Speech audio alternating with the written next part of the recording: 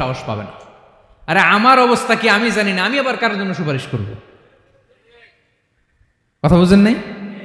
আমার কি হবে আমি জানি, তা আমি আরেকজনের নিয়ে টেনশন করার সুযোগ কোথায়? ইয়া নাফসি, আল্লাহ আমারে বাঁচাও, আমারে বাঁচাও, আমারে বাঁচাও। কাঁদতে কাঁদতে মানুষ হয়রান হয়ে যাবে, এ নাকি আবার আরেকজনের বাঁচাবে। বিশ্বনবী বলেন, বিশ্বনবী একবার ছাগলের রান খাচ্ছিলেন, রান খেতে খেতে বিশ্বনবী বলেন, আনা সাইয়্যিদুন নাস ইয়াউমাল কিয়ামা, আমি কিয়ামতের দিন সর্বশ্রেষ্ঠ হব, মানুষের মধ্যে সর্বশ্রেষ্ঠ সেরা আমি বিশ্বনবী। আলহামদুলিল্লাহ পড়েন। বিশ্বনবী বলেন, সেদিনটা বড্ড ভয়ঙ্কর, সেদিন কেউ কারো কোনো উপকারে আসবে না, বন্ধু বন্ধুর কাজে আসবে না, স্ত্রী স্বামীর উপকারে আসবে না, স্বামী স্ত্রীর উপকারে আসবে না, পীর সাহেব মুরিদরে বাঁচাতে পারবে না, মুরিদ পীর সাহেবরে বাঁচাতে পারবে না, নেতা কর্মীর পরিচয় দিবে না, কর্মী নেতার পরিচয় দিবে না, ভাই বোনকে চিনবে না, বোন ভাইকে চিনবে না, বাবা তার সন্তানকে চিনবে না, মেয়েকে দেখে মা দৌড়ে দৌড়ে পালাবে। বড্ড ভয়ঙ্কর দিন। বিশ্বনবী বলবেন, জমিনটা এখনকার মতো থাকবে না, পুরো জমিনটা সমান হয়ে যাবে, ফ্ল্যাট। এখন তো গোল, তখন ফ্ল্যাট। সবাই এক জমিনের উপরে দাঁড়াবে, সূর্যটা মাথার কাছে চলে আসবে, সূর্যের গরমে মানুষের মাথার মগজ গলে গলে কানের ছিদ্র নাকের ছিদ্র দিয়ে বেয়ে বেয়ে পড়বে। সবাই হয়রান, পেরেশান, ক্লান্ত শ্রান্ত। মানুষগুলো বলবে বাঁচার কোনো উপায় নাই। 50,000 বছর মানুষ এরকম দৌড়াবে, চিৎকার করবে, কাঁদবে, বাঁচার কোনো উপায় নাই। সবাই বলবে, আল্লাহ যদি বিচারটা শুরু করতো, যা হবার হবে, আগে বিচার শুরু করুক। বিচারই শুরু হয় না, বিচার শুরু হইতেই 50,000 বছর। আল্লাহ, 50,000 বছর, 5,000, 15,000 না, 50,000 বছর এরকম যাবে। মানুষগুলো কাঁদতে কাঁদতে বলবে, চলো আমরা আদম আলাইহিস সালামের কাছে যাই, যেন আল্লাহরে যে সুপারিশ করে, আল্লাহ আপনি বিচার শুরু করেন। কিয়ামতের ময়দানে সবাই মিলে সাইয়েদনা আদম আলাইহিস সালামের কাছে যেয়ে বলবে, ইয়া আবাল বাশার, ইয়া আউয়ালাল আম্বিয়া, ও আদম নবী, আপনি দুনিয়ার বুকে প্রথম নবী, আল্লাহ নিজ হাতে আপনারে 60 হাত লম্বা করে বানিয়েছেন, আপনার সম্মানে ফেরেশতাদেরকে সেজদা দিতে বলেছেন, দুনিয়ার প্রথম নবী, প্রথম মানুষ আপনি, আপনি আল্লাহরে যে সুপারিশ করেন যেন আল্লাহ বিচার শুরু করে। আদম আলাইহিস সালাম বলবেন, আমি পারবো না, কারণ আল্লাহ আমাকে একটা নিষিদ্ধ গাছের কাছে যেতে নিষেধ করেছিল, আমি ভুল করে এই গাছের ফল খেয়েছি। নাফসি নাফসি, আজকে আমার কি হবে আমি জানি না, আমি বড় লজ্জিত। আমারে যদি আল্লাহ জিজ্ঞেস করে কেন খাইছিলাম, আমার কোনো উত্তর নাই, তোমারে বাঁচামো কেমনে আমি? নবীরা থার থার করে কাঁপবে সেদিন। আদম আলাইহিস সালাম বলবেন, আমি পারবো না, মাফ করো আমাকে, আমি পারবো না, ওই যে ভুল করে গন্ধম খেয়ে ফেলেছি, নিষিদ্ধ গাছের ফল খেয়ে ফেলেছে, আমি বড় লজ্জিত, অনুতপ্ত, আমি পারবো না। আজকে আল্লাহ এত রাগান্বিত হয়েছে, আগে কখনো আল্লাহ এত রাগান্বিত হয় নাই, ভবিষ্যতেও আল্লাহ কখনো এত রাগান্বিত হবে না, আমি পারবো না। এক কাজ করো, তোমরা নূহ আলাইহিস সালামের কাছে যাও। কোন নবী? লোকেরা এবার পাগলের মতো দৌড়াতে দৌড়াতে আল্লাহর নবী নূহ আলাইহিস সালামের কাছে যেয়ে বলবে, ইয়া নবী আল্লাহ নূহ, আনতা আউয়ালুর রুসুলি ফিল আরদ, আপনি জমিনে প্রথম রাসূল। আদম আলাইহিস সালাম নবী ছিলেন, রাসূল ছিলেন না, এই দুনিয়ার বুকে প্রথম রাসূল ছিলেন আল্লাহর নবী নূহ আলাইহিস সালাম। সবাই বলবে, ও নবী আল্লাহ নূহ, রাসূল আল্লাহ নূহ, আল্লাহ আপনাকে আবদান শাকুরা, শুকর গুজার বান্দা বলে কোরআনে বলেছে। কোরআনে নূহ আলাইহিস সালামের নামেও সূরা আছে না নাই? আপনি আল্লাহর প্রিয় বান্দা, প্রিয় রাসূল। দেখেন আমাদের কি দশা, ঘামতে ঘামতে শেষ, জমিনটা তামার জমিন, সূর্যটা মাথার কাছে, কি করবো আর পারি না, ঘামতে ঘামতে আর কত ঘামবো, কত দাঁড়িয়ে থাকবো।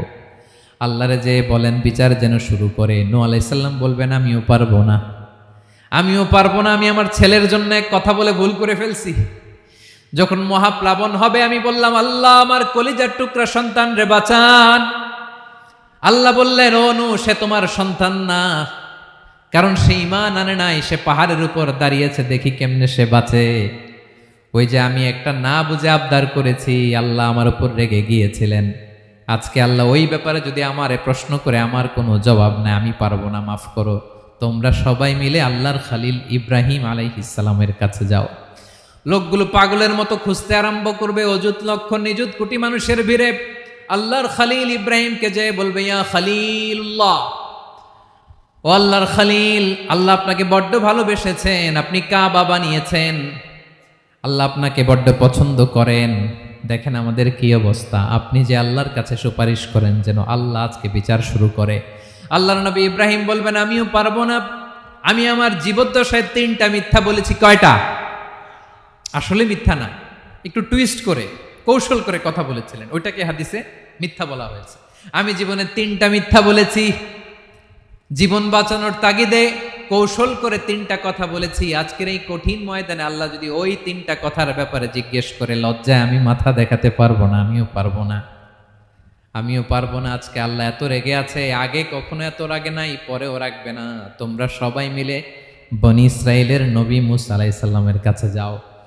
সবাই এবার যাবে মুসা আলাইহিস সালামের কাছে, যেয়ে বলবে, ইয়া নবী আল্লাহ মুসা, আপনি ছিলেন কালিমুল্লাহ, আল্লাহর সাথে সরাসরি কথা বলতেন, রব্বুল আলামিন আপনাকে তাওরাত কিতাব দিয়েছেন, আপনি যে একটু সুপারিশ করেন। আল্লাহর নবী মুসা বলবেন, মাফ করো, আমিও পারবো না, আমি দুনিয়ার বুকে ভুল করে একটা মানুষকে মেরে ফেলেছি।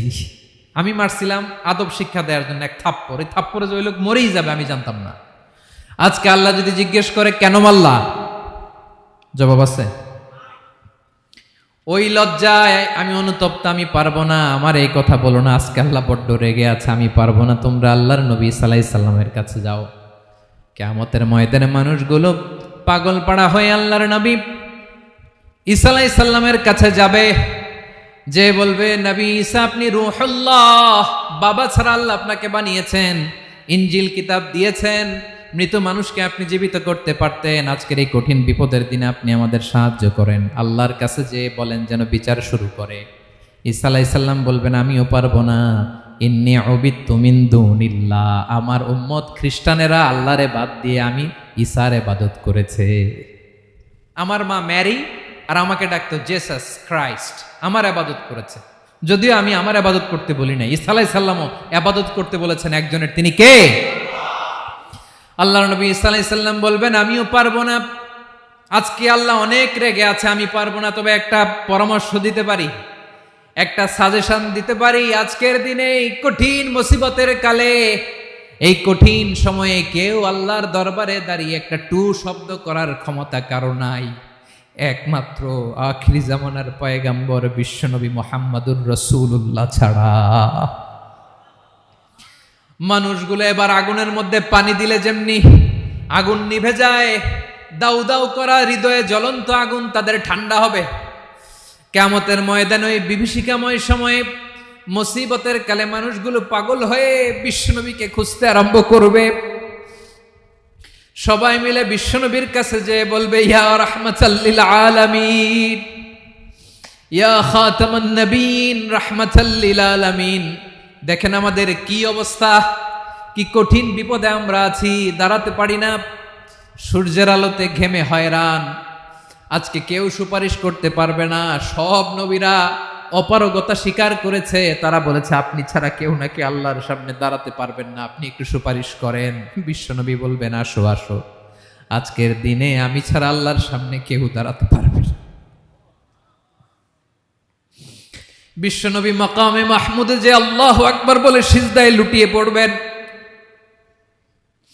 আল্লাহ রাব্বুল আলামিন বিশ্বনবীকে এমন কিছু চমৎকার শব্দ শিখাবেন, ওই শব্দগুলো দিয়ে আল্লাহর প্রশংসা করে বিশ্বনবী কাঁদতে আরম্ভ করবেন। বিশ্বনবী এমন ভাবে অজর দ্বারায় সিজদায় লুটিয়ে পড়ে কাঁদবেন, রব্বুল আলামিনের রহমতের দরিয়ায় জোশ লেগে যাবে। রব্বুল আলামিন এই দৃশ্য থেকে সহ্য করতে পারবেন না। রব্বুল আলামিন বলবেন, ইয়া মুহাম্মদ ইরফা রাসাক, ও নবী আপনি মাথা তোলেন, মাথা তোলেন, আপনার কান্না আমি সহ্য করতে পারি না।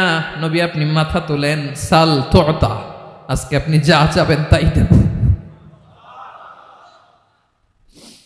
নবী আপনি সিজদা থেকে মাথা তুলেন, সাল তুতা, যা চাবেন তাই দেব। ওয়াশফা তুশাফা, যার জন্য সুপারিশ করবেন তার সুপারিশ কবুল করে নেব। বিশ্বনবী এবার মাথা তুলবেন। যে বিভীষিকাময় সময়ে প্রত্যেক নবী বলেছেন আমি পারবো না, প্রত্যেক নবী বলেছেন নফসি নফসি, আমার কি হবে আমি জানি না, আল্লাহ আমারে বাঁচাও। প্রতিটি নবী বলবে নফসি নফসি, আল্লাহ তুমি আমারে বাঁচাও আমারে বাঁচাও। বিশ্বনবী মাথা তুলবেন, তুলে বলবেন রব্বি হাবলি উম্মতি, আল্লাহ তুমি আমার গুনাহগার উম্মতকে বাঁচাও। এই দুনিয়ার বুকে রব্বুল আলামিন সব নবীকে একটা করে দাওয়া মুস্তাজাবা দিয়েছেন, মানে যে দোয়া করলে কবুল হয়ে যায় সাথে সাথেই। দাও বিহা, দুনিয়ার সব নবীরা ওই দোয়াটা দুনিয়ায় করে ফেলেছে। সব নবীকে আল্লাহ একটা করে দোয়া দিয়েছেন, নবী দোয়া করলেই কবুল। সব নবীরা ওই দোয়া করে ফেলেছে দুনিয়াতে। বিশ্বনবী বলেন আমি করি নাই।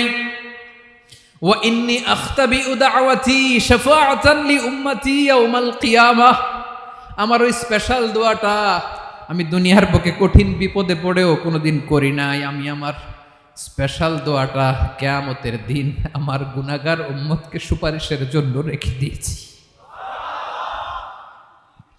আল্লাহ বলবেন নবীর ফারাসাক, মাথা তোলেন, আর কাটবেন না।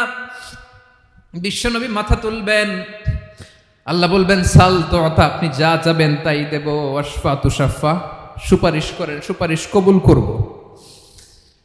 বিশ্বনবী বলবেন আল্লাহ ওই স্পেশাল দোয়াটা দুনিয়াতে করি নাই, আজকে আমি তোমার দরবারে দাঁড়িয়ে কিয়ামতের দিন ওই দোয়াটা করছি। আল্লাহ আমার যে উম্মতের হৃদয়ে যাররা পরিমাণ ঈমান আছে, আমার একটা উম্মতকেও তুই জাহান্নামে ঢুকাতে পারবা না।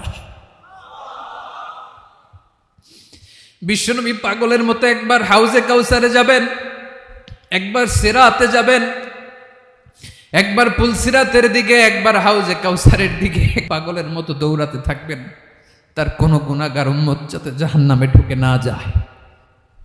সেদিন কেউ সুপারিশ করতে পারবে না বিশ্বনবী ছাড়া। এজন্য 5 নম্বর আল্লাহ বললেন মান যাল্লাযী ইয়াশফাউ ইনদাহু ইল্লা বিইযনিহি, কার সাহস আছে, কার এত বড় বুকের পাটা কিয়ামতের কঠিন দিন আল্লাহর সামনে দাঁড়িয়ে সুপারিশ করবে? কারো ক্ষমতা নাই, কারো ক্ষমতা নাই।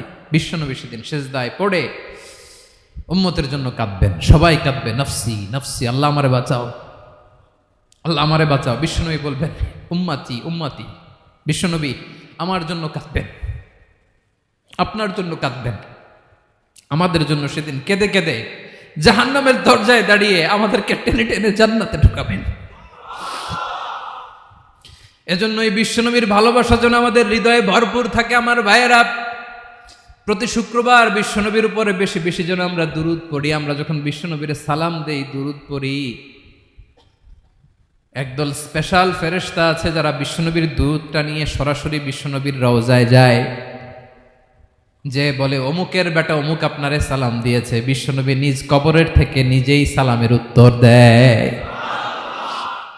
বিশ্বনবীর ভালোবাসা যেন আমাদের হৃদয়ে থাকে, বিশ্বনবীর সুন্নাহ দিয়ে যেন আমাদের জীবনটাকে সাজাই। পারা যাবে ইনশাআল্লাহ। বিশ্বনবীর ভালোবাসা ছাড়া কেউ জান্নাতে ঢুকতে পারবে? বিশ্বনবীর পক্ষে আমরা বলবো, বিশ্বনবীর পক্ষে আমরা লিখব, বিশ্বনবীর জন্য আমরা আমাদের কলিজার রক্ত বিলিয়ে দিব, ঠিক কিনা বলেন? সেদিন বিশ্বনবী ছাড়া কেউ সুপারিশ করতে পারবে না।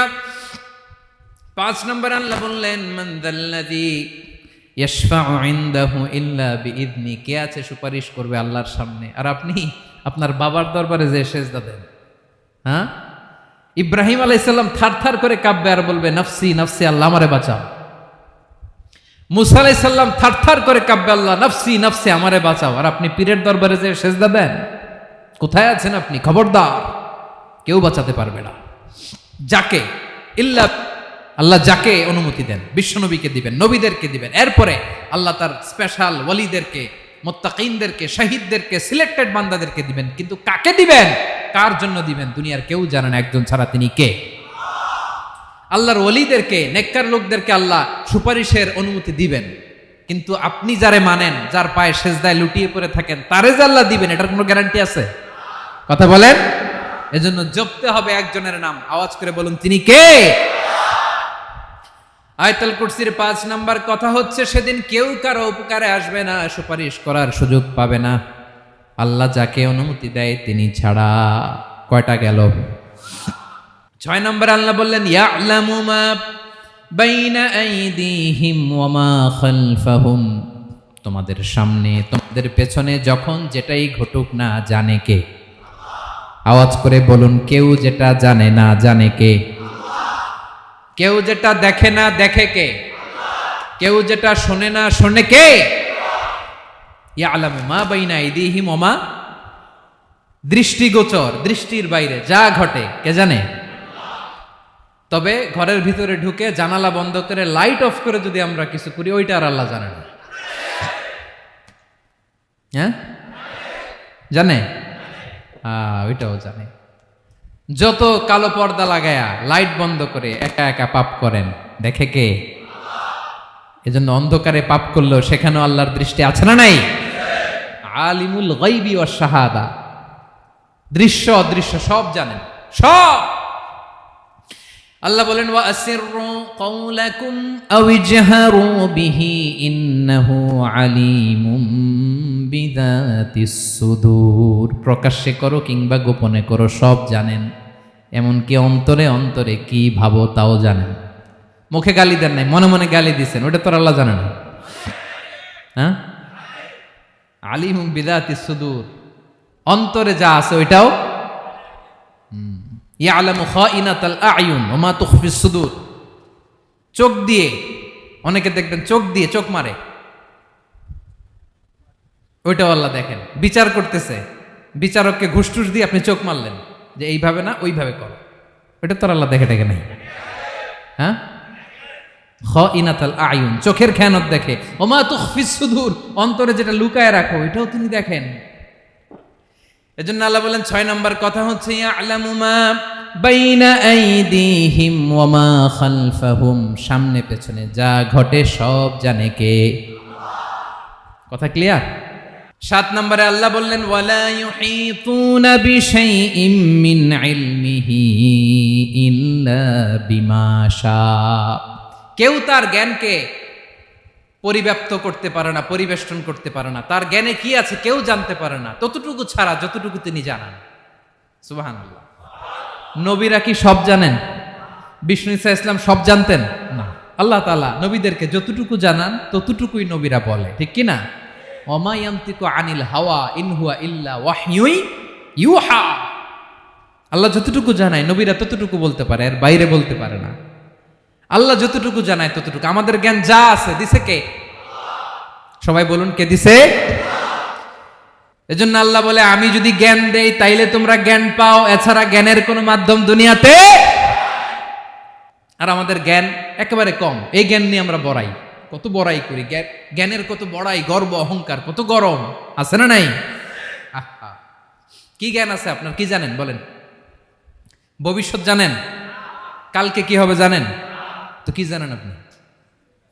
কালকে কি হবে এটাই তো জানি না, এখন কি হবে তাই জানি না, পিছনে কি করছিলাম এটা মনে রাখতে পারি না। আজ থেকে 1 মাস আগে এই বিকেলে আপনি কি করতেছিলেন মনে আছে? এত দূরে যাওয়া লাগবে না। আজ থেকে 1 সপ্তাহ আগে রাত্রে বেলায় কি খাইছিলেন মনে আছে? আজ থেকে 5 দিন আগে কোন জামাটা পরছিলাম মনে আছে? তো কি জানেন আপনি? কিছুই না। আমাদের জ্ঞানকে আল্লাহ বলেছেন কলিল। কি বলেছেন? এজন্য রব্বুল আলামিন বলেন তোমাদের জ্ঞান হলো কলিল। ওয়ামা উতিতুম মিনাল ইলমি ইল্লা কলিলা, একেবারে যত সামান্য জ্ঞান আমি আল্লাহ তোমাদেরকে দিয়েছি, আসল জ্ঞান ভান্ডার একমাত্র আমি আল্লাহর কাছে। তাহলে আমাদের জ্ঞানকে আল্লাহ কি বলেছেন? কলিল। একটু বলুন কি বলেছেন? কলিল মানে কি? একটা মহাসাগরের মধ্যে, খেয়াল করে শুনেন বুঝবেন, একটা মহাসাগরের মধ্যে একটা চড়ুই পাখি যে যদি একটু পানি খায়, পানি খাওয়ার পরে ওই চড়ুই পাখির ঠোঁটে যে একটু পানি লেগে থাকে ওইটারে বলে কলিল। আল্লাহ বলে মহাসাগর থেকে পানি খাওয়ার কারণে চড়ুই পাখির ঠোঁটে যে একটু পানি লেগে আছে, এই পানিটা হচ্ছে তোমরা পৃথিবীতে যারা আছো সবার জ্ঞান, সবাই মিলে এতটুকু জ্ঞান, আর পুরো মহাসাগরের পানি হচ্ছে আমি আল্লাহর জ্ঞান। তাহলে আপনার জ্ঞান তো অনেক বেশি। আহা, এজন্য জ্ঞানের বড়াই করা যাবে না। আল্লাহ বলেন ওয়ালা ইউহিতুনা বিশাইইম মিন ইলমিহি ইল্লা বিমা শা। আল্লাহ যতটুকু জানান ততটুকুই আমরা জানি, তিনি যে কত জানেন আমাদের কোনো ধারণা নাই। ঠিক কিনা বলেন? কয়টা গেল? 7টা। আর রইল কয়টা? 8 নম্বরে আল্লাহ বলেন ওয়াসিআ কুরসিয়ুহুস সামাওয়াতি ওয়াল আরদা। তার কুরসি আকাশ জমিন বিস্তৃত। আকাশ এবং জমিনকে পরিব্যাপ্ত করে রেখেছে তার কুরসি, তার ক্ষমতা, তার কর্তৃত্ব। কুরসির 2টা তাফসির। এক তাফসির হলো কুরসি মানে ক্ষমতা, তার ক্ষমতা, কর্তৃত্ব, আকাশ জমিন বিস্তৃত।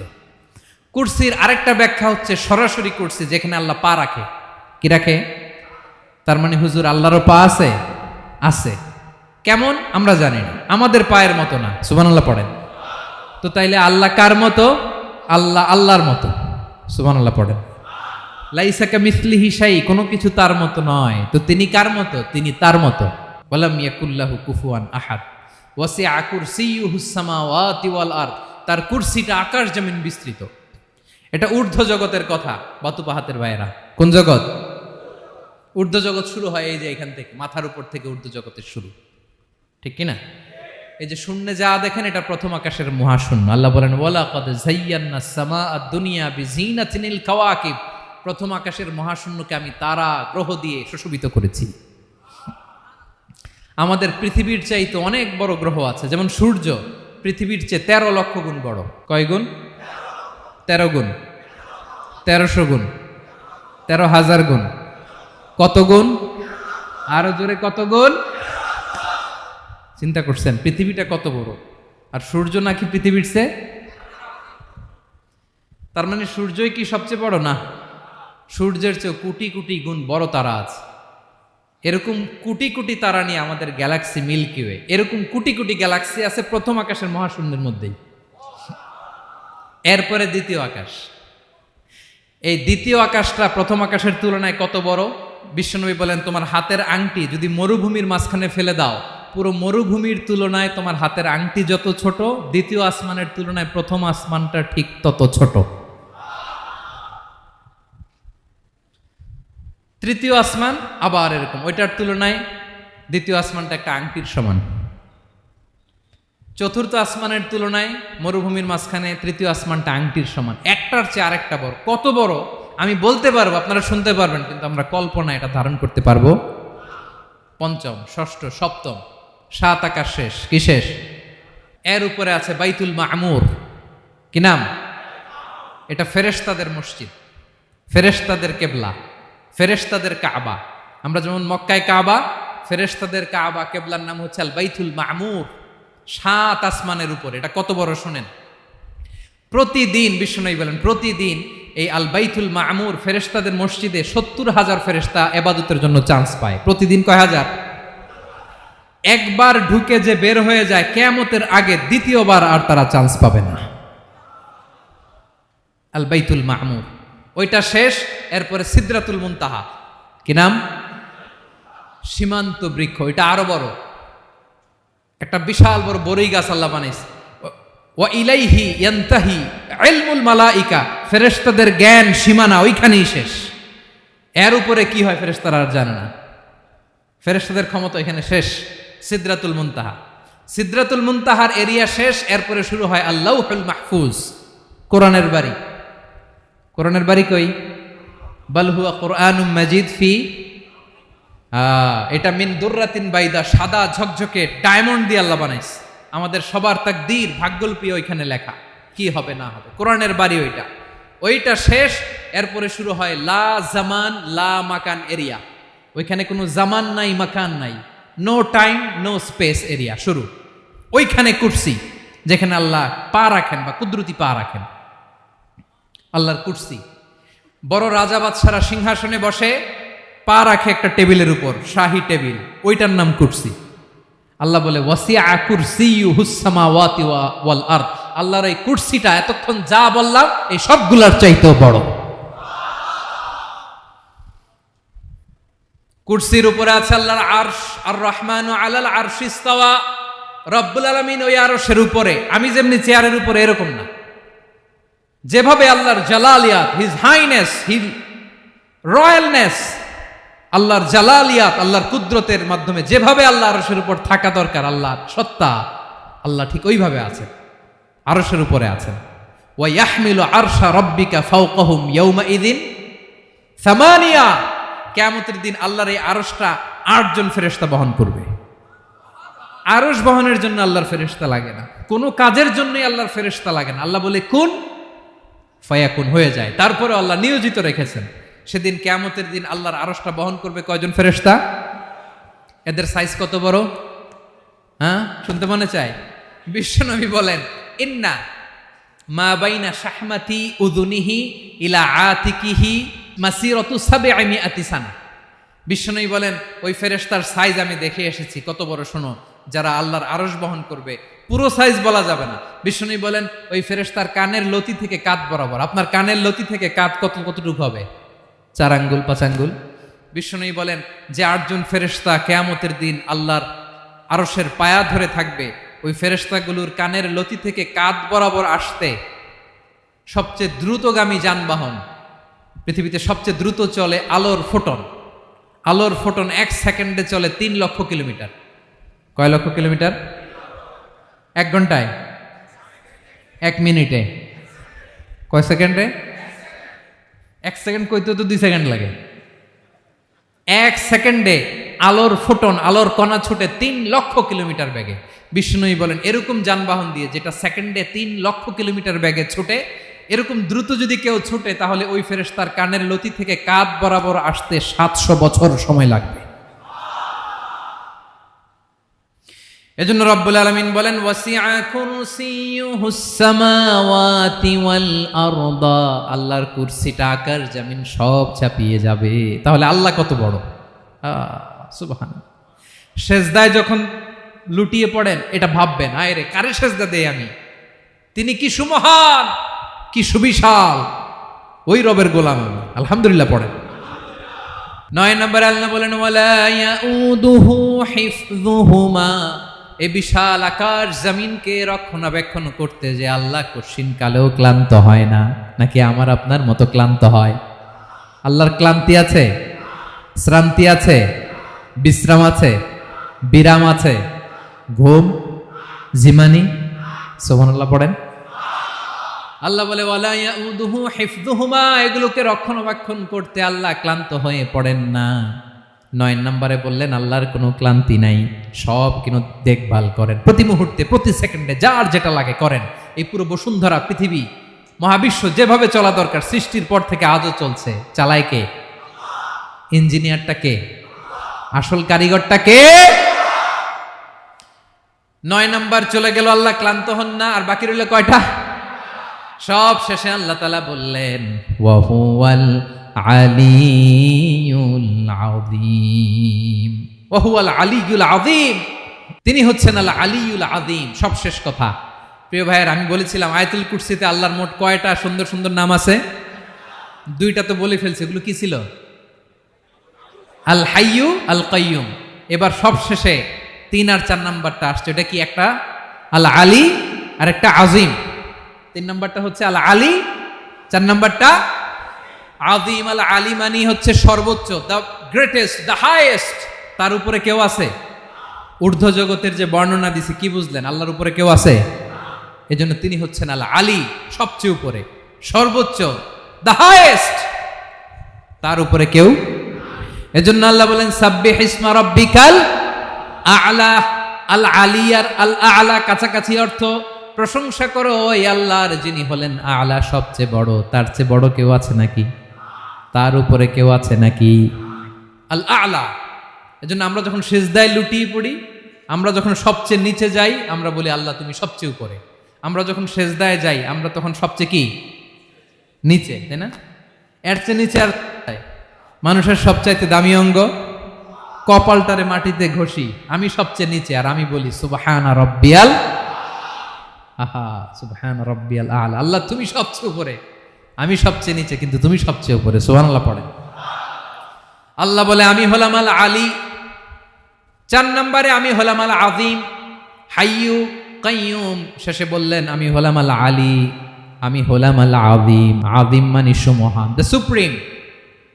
সুপ্রিম, আল্লাহর সবকিছু চরম পর্যায়ের। তার সবকিছু কি?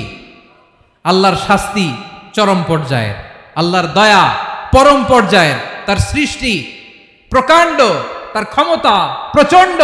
তিনি আল আলী আল আযীম। আওয়াজ করে পড়েন আল্লাহু আকবার। আল্লাহ বলে, আমি হলাম আল আলী, আমি হলাম আল আযীম, আমি হলাম সুমহান, আমার সবকিছু বড়, আমার শাস্তি বড়, আমার দয়াও বড়, মায়াও বড়। আমি যখন শাস্তি দেই, আমার শাস্তির মতো কেউ শাস্তি দিতে পারে না। আমি আল্লাহ সব সময় ধরি না, ধরলে ছাড়ি না। ঠিক কি না? ধরে ধরে ধরে না, ধরলে আল্লাহ সাবধান। যখন আযাব আসবে, গজব আসবে, পালাবার জায়গা খুঁজে পাওয়া যাবে। সামান্য ভূমিকম্প দিলে আমাদের অবস্থা কি হয় দেখেন তো? হ্যাঁ, সামান্য একটু ভূমিকম্প দিলে বাঁচার উপায় আছে? আল আযীম, ইন্না যালজালাতাস সাআতি শাইউন আযীম। কিয়ামতের সেই প্রকম্পনটা বড্ড ভয়ঙ্কর, বড্ড ভয়ঙ্কর।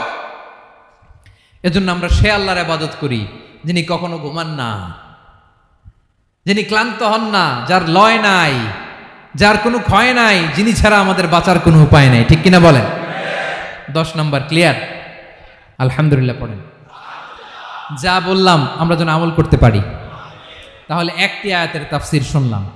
আয়াতটার নাম প্রত্যেক ফরজ নামাজের পরে পড়বেন, সকাল সন্ধ্যা পড়বেন, ওয়াজিফা হিসেবে মানবেন তো? কোন সূরায়? আয়াত নাম্বার? মোট কয়টা কথা? 1 নাম্বার, আল্লাহ ছাড়া কোনো ইলাহ নাই, তাকে ছাড়া কাউকে সেজদা দেব। 2 নাম্বার, তিনি আল হাইয়ুল কাইয়ুম, সব মরবে, তিনি মরবে। গোটা বিশ্ব তার কাছে ঠেকা, তিনি কারো কাছে ঠেকা। 3 নাম্বার, তার ঘুমও নাই, ঘুমের আগে যে ঝিমুনি আছে সেটাও।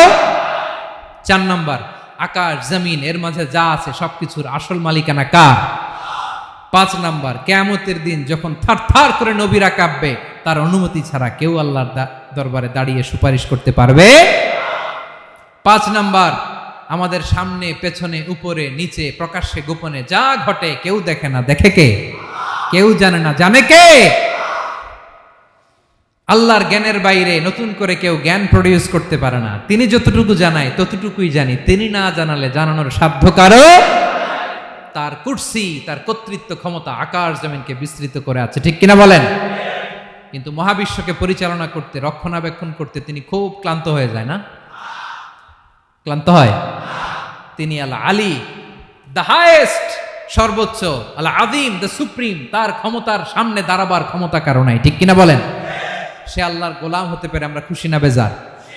আমরা যা করব ওই আল্লাহর খুশি করার জন্য করব, যা করব আল্লাহর রাজি খুশির জন্য করব। মনের দুঃখ জ্বালা ফেসবুকে শেয়ার দেওয়ার আগে আমি শেয়ার দেব কার সাথে? পারবেন? পারবেন? আল্লাহরে ভালো লাগে, আল্লাহরে মায়া লাগে, আল্লাহর কাছে চোখের পানি ছেড়ে কাঁদতে ভালো লাগে। আল্লাহর কাছে বলেন, ইদা সাআলতা ফাসআলিল্লাহ। বিষ্ণু বললেন, যখন চাইবে আল্লাহর কাছে চাইবে। ওয়া ইদা ইসতাআনতা ফাসতাইন বিল্লাহ। সাহায্য করার মালিক একজন, তিনি কে? আল্লাহ তাআলা আমাদের সবাইকে কথাগুলো বোঝার আমল করার তৌফিক দান করুক। হাযা মা ইনদি ওয়াল ইলমু ইনদাল্লাহ আলাইহি তাওয়াক্কালতু ওয়া